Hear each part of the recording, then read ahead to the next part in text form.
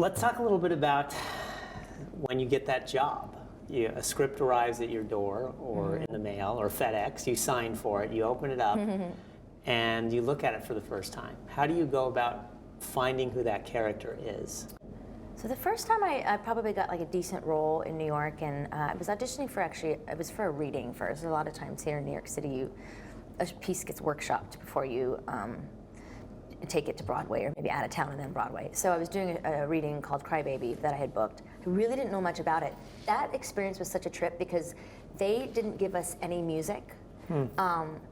So when we would go into rehearsal, we had a couple like recordings of our songs, but when we went into rehearsal, we had no sheet music. We had lyrics. So I literally was writing like hieroglyphics, like arrows and stuff that said, okay, and then I go up on this word and I go down, and you just kind of had to memorize it. I'm not quite sure why they did that. I don't know if they just didn't want the music out there yet. I don't know. It was so. So you were just learning it with a piano player, and then. It was really bizarre. So that was testing your skills. Yeah, it was very, very bizarre.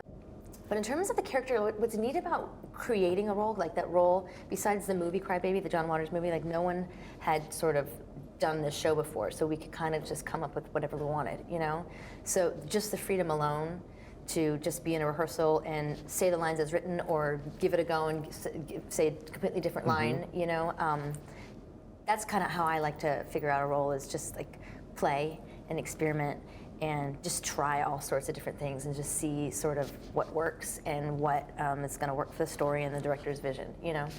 It's a little tricky. It's a little different when you're a replacement in a show.